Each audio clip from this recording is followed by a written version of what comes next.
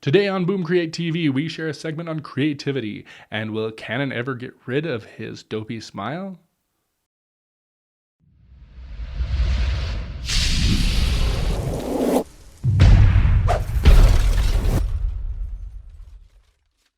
Okay, so one of the things I want to talk about on this channel is creativity. And I wanted to start with kind of what I believe is the first principle of creativity, which is hard work. And a lot of people aren't going to like this, but creativity and hard work really go together. Movies often show something happening instantly. You work for a little bit and then the light bulb comes on or the great idea happens. But what they often don't show is the hours and days and years of work that really go into getting one of these ingenious creative solutions. See, creativity is as much about, slogging through the mud and finding out what doesn't work as it is about finding that final creative solution. But why do creative solutions often look so instantaneous? Well, it's the same reason that a lot of people look like an overnight success.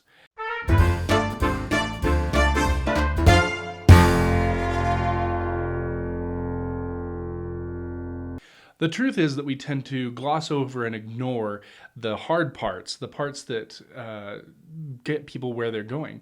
So when you become aware of someone, when someone becomes famous for something, what you don't see is the years and years of work that they've put into it to get there. Fundamentally, you're seeing people who have been starting over and over and over again, who've failed a million times to get to where they are. And that's truth about creativity as well. Well, it's the same thing with problem solving. Think about the last time you came up with a really ingenious solution, something superb. It probably was a combination of the time you spent working on the problem and thinking about the problem, combined with other problems that you've solved in the past that are similar, or even possibly other problems from a different realm or sphere that you brought into this to combine and create this solution. There was a lot of work in the past that brought together all the things that could create this solution in your mind. So there's a famous story about this that is told a lot, and sometimes people get the wrong idea from it. And there's a story about this ship that breaks down, and they spend tons of time and money trying to fix it and trying to figure out, and they call in all these different experts. And they finally find this old guy that's been fixing ships since he was a kid. They hire him, they bring him in, and he looks around the whole ship and inspects the engine and goes over it in every detail. And at the end, what he does is he reaches into his bag and he grabs a hammer and he goes over to one spot and he taps it a couple times. And then he calls up and they rev the engine up and it immediately starts and gets going. Well, they're amazed and rightly so. And then a week later in the mail, they get an invoice, and that invoice is for $10,000. And they contact him. They said, you just came in and tapped it twice with a hammer. Can you send us a detailed receipt of what you did? Well, a week later, they get a receipt and it says tapping an engine with a hammer, $2. Knowing where to tap the engine with a hammer, $9,998. The core thing that is happening here is this creative solution wasn't about tapping it with a hammer. It was about the years spent tearing apart engines and putting them back together over and over and over again and knowing what the problem was forward and back. So that creative solution doesn't happen at that moment. It's actually happened over years, and it's come to this single moment where you get to tap something with a hammer and things just magically work, or so it appears. So many people are familiar with the idea that it takes about 10,000 hours to become really proficient in a particular skill. Now that's not true about every skill, but being really world class at a lot of activities, it takes about 10,000 hours, or so people believe. Now, what most people don't know or aren't familiar with is the idea that in order to be creative within that same proficient skill, we have to do that 10,000 hours first, and then it takes thousands of more hours to get to the level where we need to be really creative within that skill.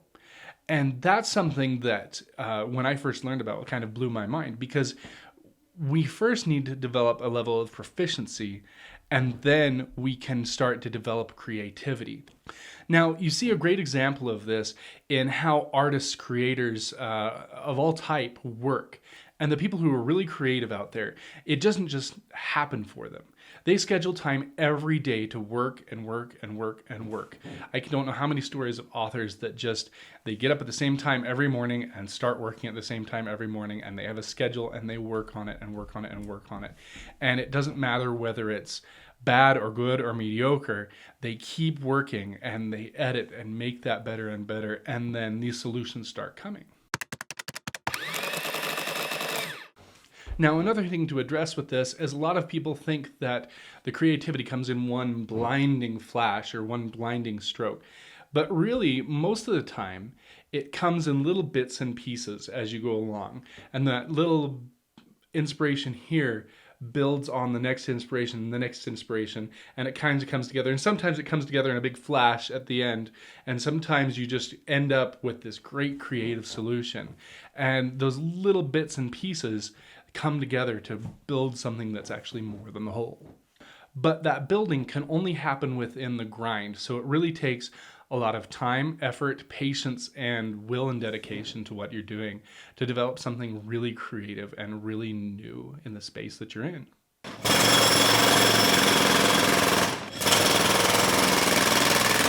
So the next time that you are really struggling, that you're really down in it, you need to remember that it really is 99% perspiration and 1% inspiration.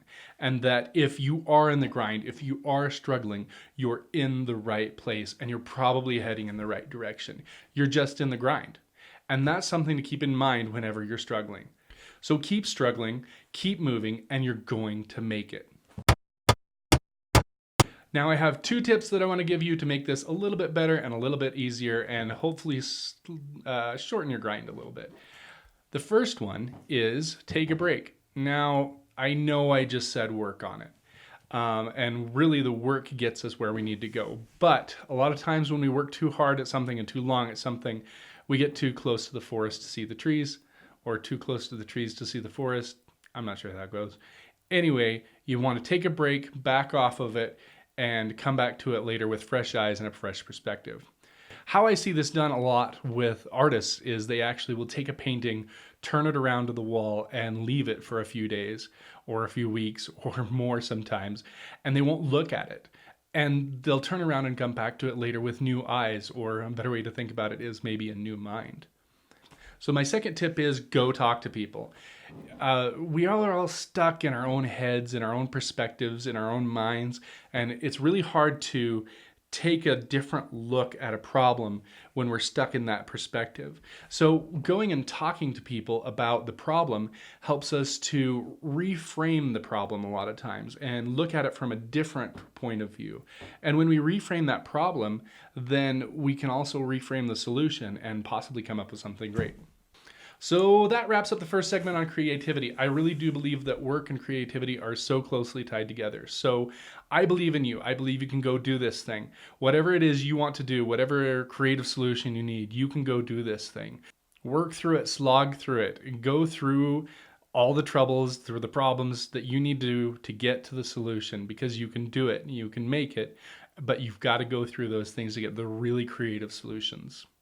So remember to comment down below. I'd love to hear what you thought about this. I'd love to hear your feedback on this. This is really important to me. Creativity is a big part of what I do as an artist, as a marketer, as a creative, all the things that I've done. Creativity has been a big thing in my life. So I want to share more about that. I want to dive into that and do art stuff as well. There's lots of stuff that we want to cover on this channel. But I really want to encourage you to go be creative, to find something that you love and to create in that space. I think the world needs more creative people. And I know that you're one of those people, that you can go and create. And I believe in you. Till next time, guys, remember, you can't find your voice if you're not singing.